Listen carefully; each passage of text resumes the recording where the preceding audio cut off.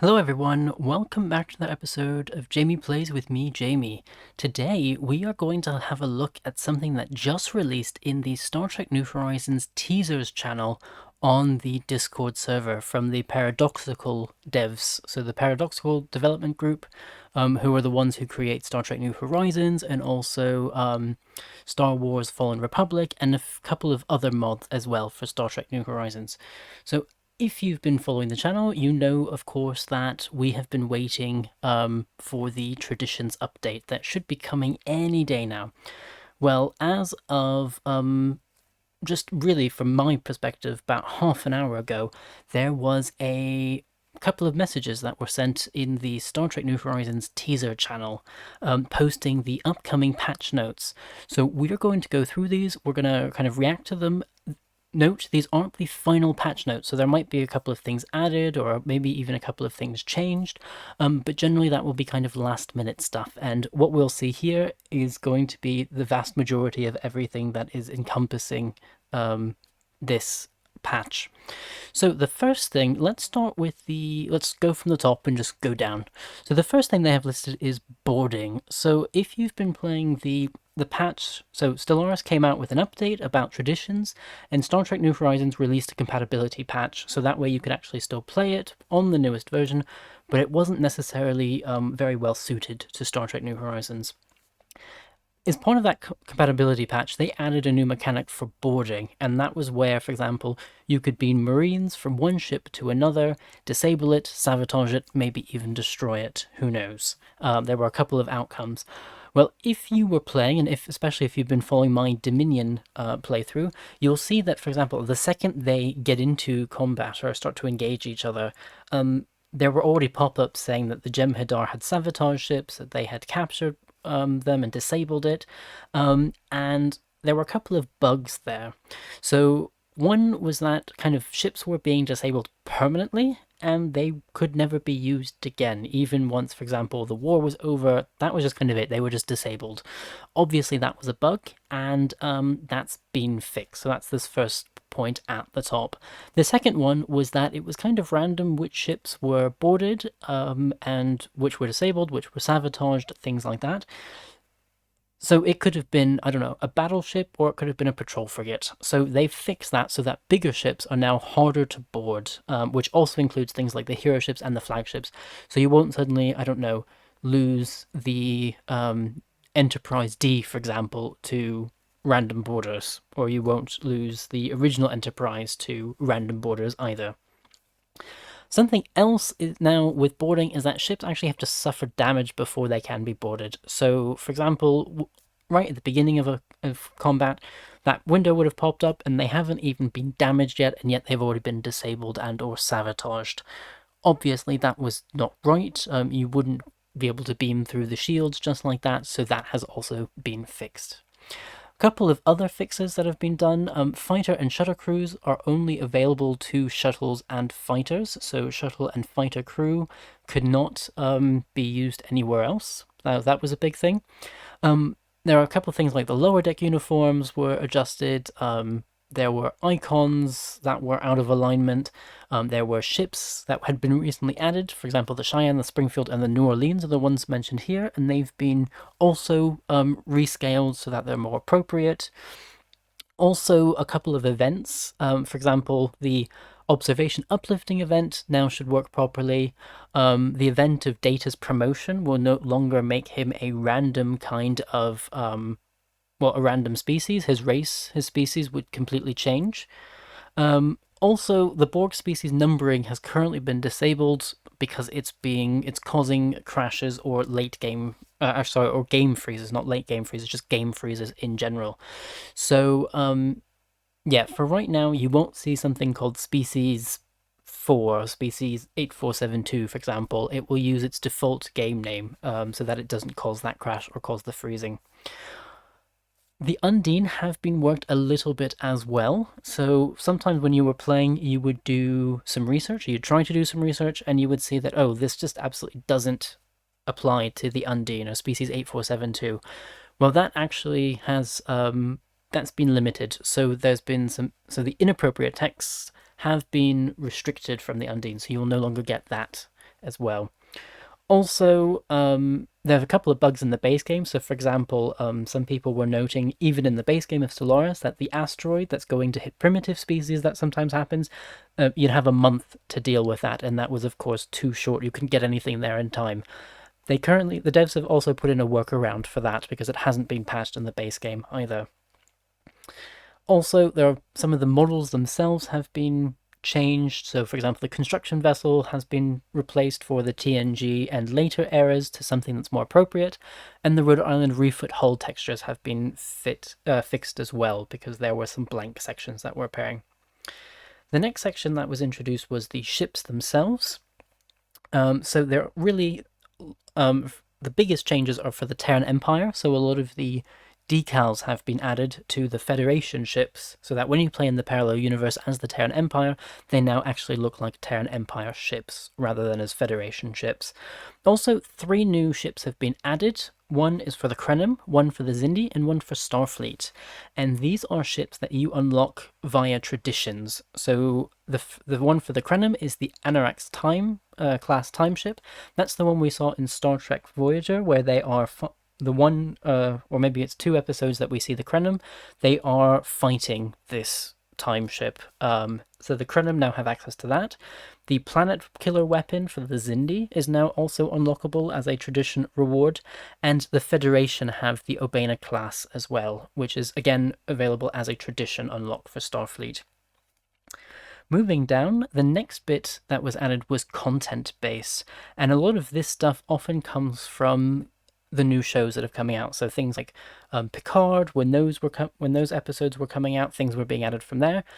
This one seems to look mostly like content from Lower Decks. So Cetacean Ops, which was mentioned very briefly in one of the Star Trek TNG episodes and was expanded on in Lower Decks, that has also been added to the game. So you can now build a Cetacean Ops, and you can build Cetacean Labs, are buildable on Earth or ocean worlds as a reward for successfully reintroducing whales via the Voyage Home event. That's all now possible. You can also, so something else that has been added, separate from that, is the troop transports. So those were also added within the within the compatibility patch. So the original patch for Traditions. That was another big feature, kind of big-ish feature that was added, big part of that compatibility patch. The troop transports can now land armies on planets when they're bombarding them. So these are not the armies that you build from a planet. These are transports that you build from the from the station, the starbase, where you actually have your shipyards, or multiple starbases with multiple shipyards. Speaking of Lower Decks, there have been a couple new leaders added. There's Beckett Mariner, who's one of the major characters in Lower Decks, and also Sam Rutherford from Lower Decks. They've both been added as leaders. Also, Sonia Gomez has been added as a leader, and you can unlock Julian Bashir from the Jupiter station. There are also a couple of new traits as well. I'm not 100% sure what is included in that. All that's given here, as you can see, new traits introduce you to the rare genius level leaders. I assume that's higher than for example, the AI assistant, which gives you a research bonus, or just the genius one. I don't know if they've made this an extra trait, or whether they've just lowered the rate at which the genius level spawns. We'll see what happens there. Also, they've reduced the sensor range of starbases to make it in line with the base game, so with Stellaris itself. And of course, the GUIs have been updated as well. So the GUI interfaces, the graphical user interfaces, all of them have been updated specifically because traditions, the new traditions and how they sit within the game has changed. Those have now been improved upon within the UIs. So let's get down to kind of the meat and potatoes, which is the traditions themselves. So obviously there were some fixes. So there's some of the base traditions are still in the game.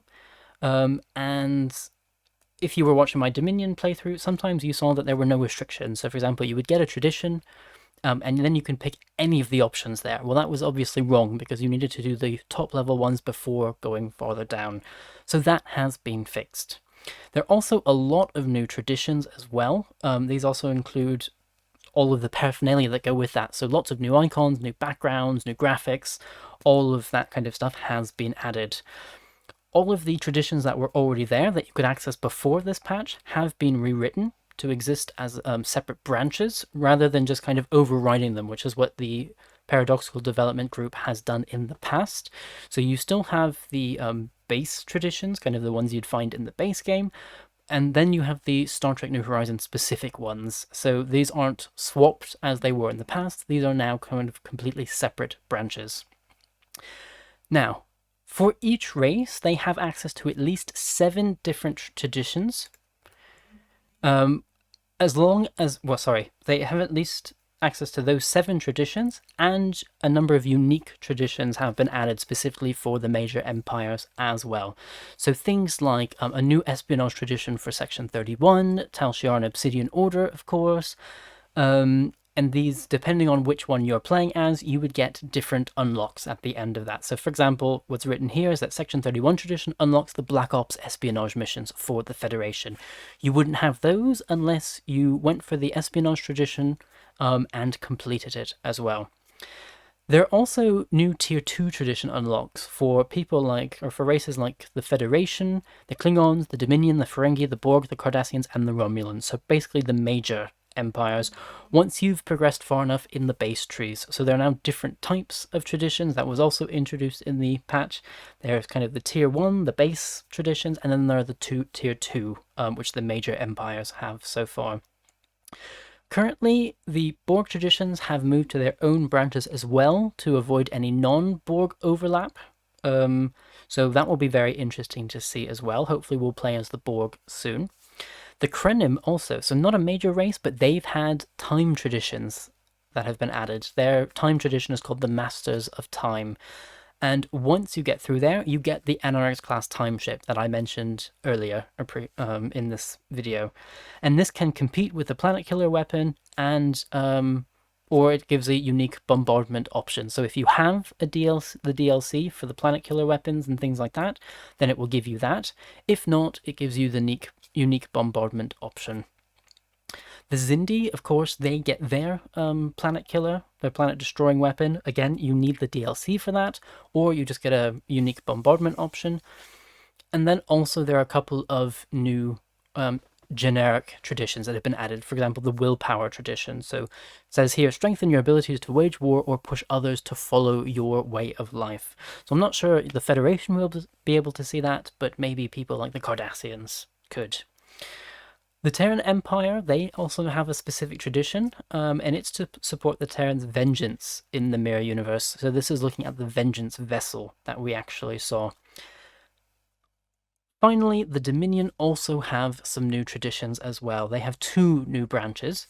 One of them increases the benefits of recruiting empires into the Dominion, and one of them kind of looks at the tribute to the founders as well. So that will be very interesting. We'll definitely have a look at that.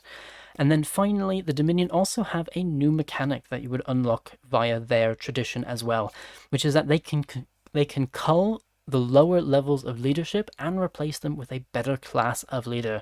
I assume what this means is that, for example, if you have a set of leaders and for whatever reason they're not performing well, you could then replace them with higher level leaders. So for example, kill a level 1 to replace them with a level 3 or level 4.